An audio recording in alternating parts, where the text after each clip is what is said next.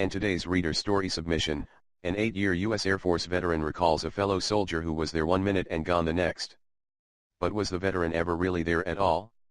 I still can't explain it to this day, begins Thomas W., a United States Air Force officer from 1968 until 1976.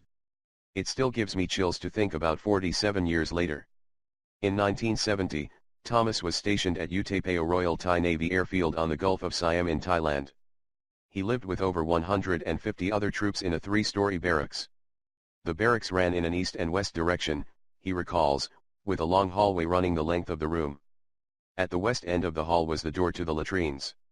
At the east end, the exit out of the barracks. The walkway splitting the room felt like the length of a football field, and Thomas displays vivid recollections about the constant noise created by hundreds of men living in such tight quarters. The barracks was bustling from sunup to sundown with men religiously coming and going at all hours of the night. There were people drinking and playing cards, radios forever blaring, janitors cleaning, and locker doors opening and banging shut. Just constant noise. Some of the boys tried to gain some privacy by arranging lockers into 2 or 4-man cubicles. There were no doors to the makeshift chamber, but it gave at least a feeling of privacy to the soldiers.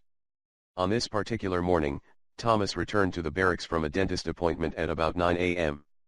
His bunk sat at the far west end of the room, and after hoofing it through the room to retrieve his pack, he made it about a third of the way back down towards the exit. I glanced into a random cubicle and spotted one of the men from my shop sitting in a chair smoking a cigarette.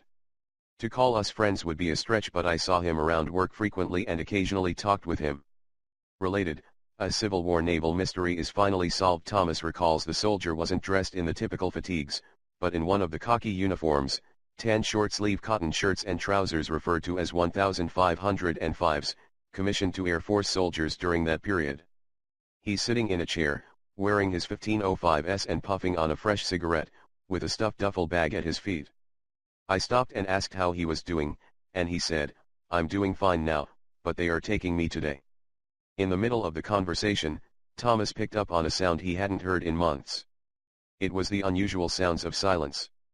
The barracks was dead quiet. There were no other soldiers in the bay, zero movement, no talking, no radios, no people at all. It was just the two of us. Thomas replied that he didn't know his co-worker's tour was up. The soldier replied, "Well, it's not really, I have a few months to go yet. But my time is up."